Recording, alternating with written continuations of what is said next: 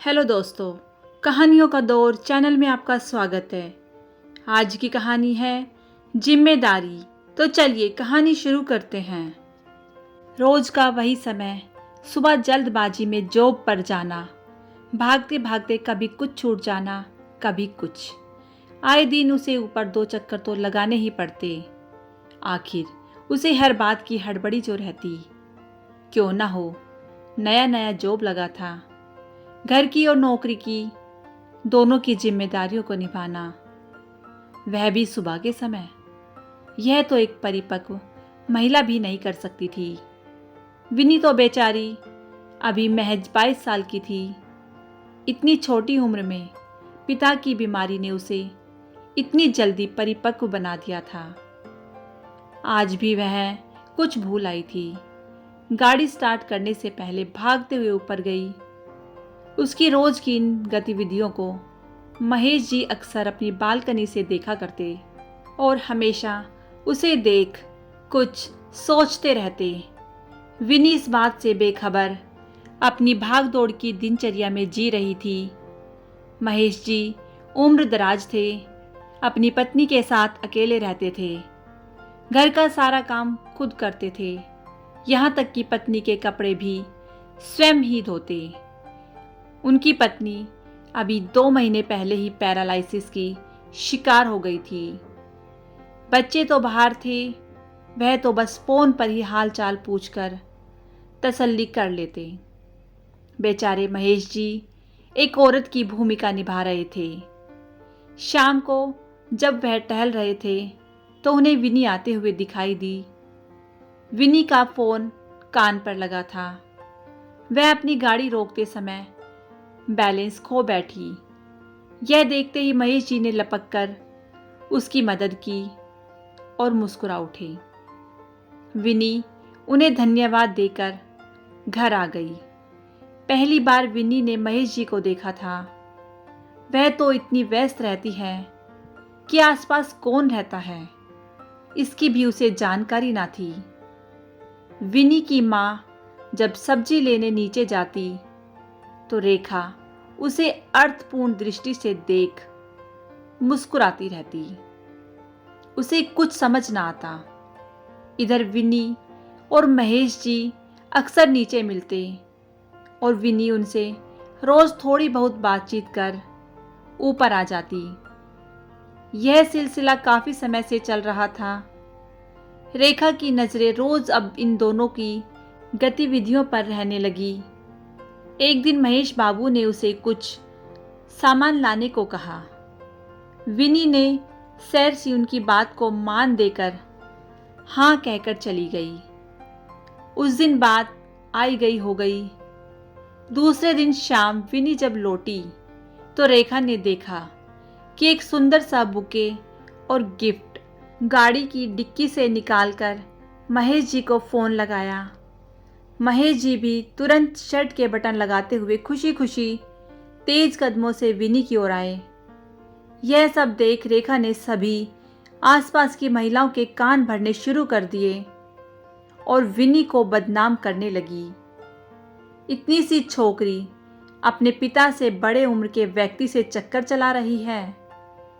यह बात अब धीरे धीरे सारी सोसाइटी के लोगों में आग की तरह फैल गई।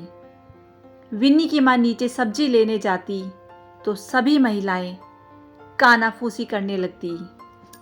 विनी की मां को कुछ समझ नहीं आता। उस दिन तो रविवार था। विनी बालकनी में बाल सुखा रही थी।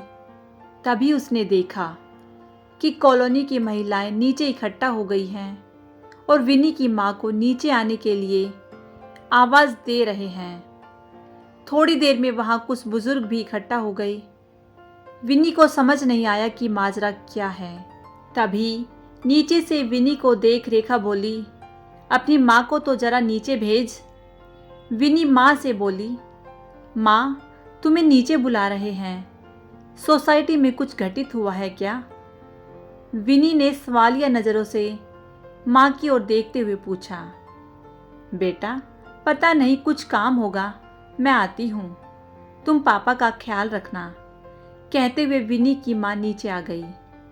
रेखा उसे देखते ही चीख कर बोली, विनी की माँ, अपनी लाडली को नीचे नहीं बुलाओगी? पूरे कॉलोनी का माहौल खराब कर रखा है। हमारे भी बच्चे हैं, इस बात का उन पर क्या असर होगा? कुछ पता है? विनी की माँ सहम गई। क्या हुआ जो आप लोग इस तरह की बातें कर रहे हैं? तुम क्या घर में आंखों पर पट्टी बांध कर रहती हो, जो समझती नहीं कि तुम्हारी बेटी क्या गुल खिला रही है? कल तो मैंने सब अपनी आंखों से देखा है। मेरी आंखें धोखा नहीं खा सकती, और मैं तो आए दिन इन दोनों को देखती रहती हूं। कहते हुए महेश जी के घर की ओर देखने लगी। उन्हें भी आवाज लगाकर नीचे बुलाया। घबराए से महेश जी नीचे भी आ गए। जब उन्होंने अपनी और विनी की इस तरह की फालतू रिश्ते को लेकर कॉलोनी की महिलाओं का नजरिया पता चला तो वह चीख उठे। बोले, किसी मासूम लड़की को बदनाम करने से पहले 100 बार सोच लिया करो। तभी रेखा हाथ मटकाते हुए बोली, हाँ, क्या कल जो देखा वह झूठ था?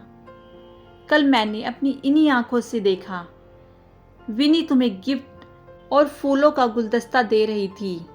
विनी को जब यह पता चला कि नीचे चर्चा उसी के बारे में हो रही है तो भागती हुई नीचे आई।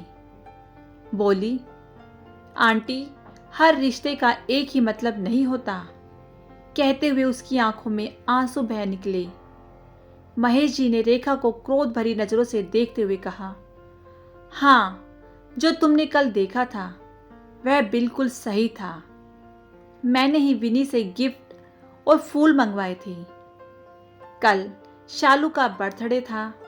मैं अकेला रहता हूँ और उसे अकेला छोड़कर जा नहीं सकता। विनी को मैं रोज आते जाते देखता था। सोचता था कि यह रोज आती जाती है, कभी मेरा छोटा मोटा काम कर देगी।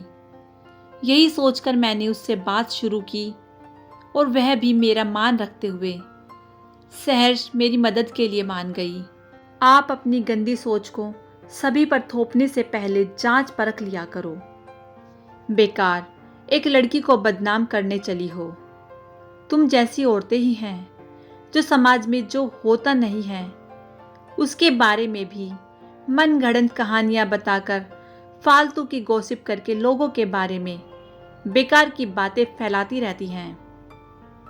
इतना सब हो जाएगा, यह सोच विनी रोने लगी।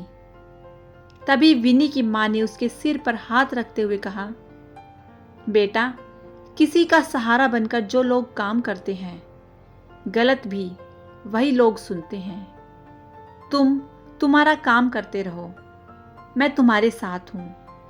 समाज के पास तो सिर्फ नजर है, नजरिया नहीं। तभी महेश जी ने विनी के सिर पर हाथ रखते हुए कहा, तुम मेरी बेटी से भी बहुत छोटी हो।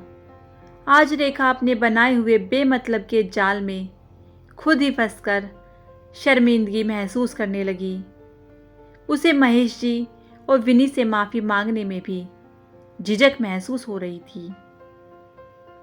तो दोस्तों, ये कहानी हमें बताती है कि यदि हमें किसी के बारे में सही जानकारी नहीं है या उनके रिश्ते के बारे में सही से नहीं पता है तो हमें किसी को ऐसे ही बदनाम नहीं करना चाहिए। तो दोस्तों, आपको ये कहानी कैसी लगी मुझे कमेंट करके ज़रूर बताइएगा।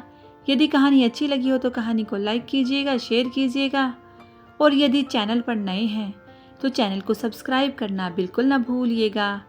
कहानी सुनने के लिए बहुत बहुत धन्यवाद।